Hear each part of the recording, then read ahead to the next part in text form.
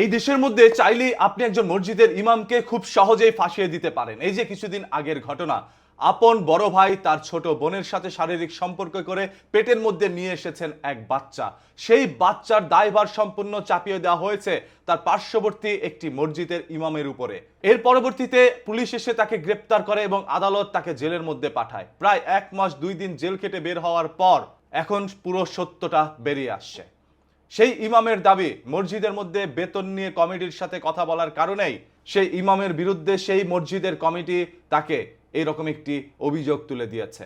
সেই অপবাদ আজ পর্যন্ত সেই ইমাম মুছতে পারছে না এবং সেই ইমাম এই জেলের মধ্যে থেকে তার সম্পত্তি বিক্রি করে, বাড়িতে যা কিছু ছিল সবকিছু বিক্রি করে সে মামলা ঢিসমিস করার জন্য যেই টাকা খরচ করেছে সেই টাকা এখন আবার পুনরায় ব্যাক চাচ্ছে আদালতের কাছ থেকে।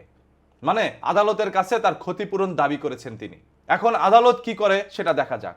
ইমাম মোজাফফর আহমেদ আরো বলেন, আমি কোনোদিন সেই মেয়ের সাথে দেখাও করিনি ঠিক মতো। সে মুক্তবে আমার কাছে পড়তো।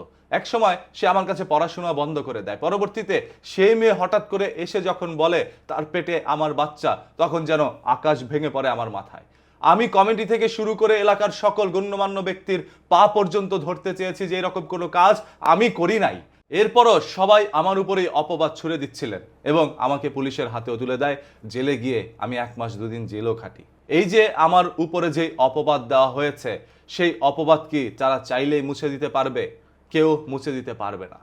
একজন নির্দোষ মানুষকে আপনি অপরাধী বানিয়ে জেলের মধ্যে ভরে রেখেছেন, তবে দোষী ঘুরে বেড়াইলো 1 মাস, সেদিকে কারো কোনো টনক লড়ে নাই। পরবর্তীতে সেই তদন্তকারী অফিসারের কাছে গিয়ে ইমামের মা বাবা যখন বারবার বলছিল আমার ছেলে এই কাজ করে নাই, তখন সেই তদন্তকারী অফিসার সেই মেয়েকে ডিএনএ টেস্ট করার জন্য নিয়ে যায় হসপিটালে। ডিএনএ টেস্ট করার পরবর্তীতে জানতে পারলো যে সেটা সেই ইমামের সাথে মিলছে না, মিলছে তার বড় ভাইয়ের সাথে। পরবর্তীতে সেই বড় ভাইকে অ্যারেস্ট করা হয় এবং হয়তোবা তাকে এখন জেলে রাখা হয়েছে। সেই ইমামের পরিবারের দাবি সেই অপরাধীর সর্বোচ্চ সাজা দেওয়া হোক। যে দেশের মধ্যে ধর্ষণের অভিযোগে মৃত্যুদণ্ড দেওয়া হয়, সেই দেশের মধ্যে আপন বড় ভাই যদি ছোট বোনের সাথে এরকম কোনো কাজ করে তাহলে সেটার সাজা কি হতে পারে? এই ঘটনা যতবার শুনেছি, যতবার পড়েছি, ততবার মনে হচ্ছে আমরা যেন আবু জাহেলের কোনো ঘটনা শুনছি। সেই আবু জাহেলের আমলেও এইরকম কোনো ঘটনা ঘটে নাই যেটা এখন আমরা দেখলাম। আরে আমেরিকার মতো এরকম উন্নত রাষ্ট্রের মধ্যেও তো এরকম কোনো নিকৃষ্ট ঘটনা সহজেই ঘটে না, যেই ঘটনা বাংলাদেশের মাটিতে ঘটে গিয়েছে। আপনার বোনের সাথে আবার এরকম সম্পর্ক কিভাবে হয়? এটা তো চিন্তা করতে গেলেও মস্তিষ্ক বিকৃত হয়ে যায়। এই বিকৃত মস্তিষ্কের মানুষগুলোকে আসলে আইনি ধারা সর্বোচ্চ শাস্তি দিলে হয়তোবা অন্য কোনো বিকৃত মানুষ এই ধরনের কাজ করবে না। আর মানুষের মস্তিষ্ক তখনই বিকৃত হয়ে যায় যখন সেই মানুষ কোনো নেশার মধ্যে আসক্ত থাকে। যাক, ওই কথায় আমি যাব না, কথায় আসি মসজিদে। যেহেতু ফাঁসানো হয়েছে ইমামকে, মসজিদের একজন ইমামকে আপনি ফাঁসিয়ে দিয়েছেন সেই মসজিদের কমিটি হয়ে, কারণ আপনার কাছে বেতন নিয়ে বাকবিতন্ডায় জড়িয়ে পড়ে সেই মসজিদের ইমাম। মসজিদের মধ্যে হচ্ছে এখন রাজনীতি।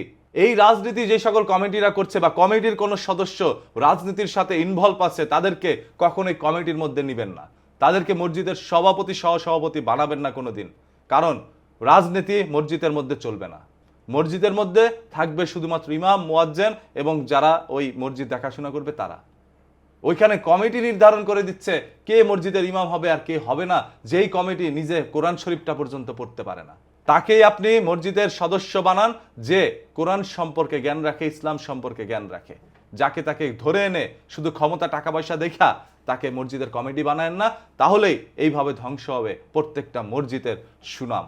আজ একজন ইমামকে আপনি ফাঁসিয়ে দিয়েছেন, মনে করছেন সেটা তো ইমামের ব্যক্তিগত বিষয় না, এর সাথে আমাদের ধর্ম জড়িত রয়েছে। ইমামের সম্মানের সাথে আমাদের ধর্মের সম্মানও জড়িত।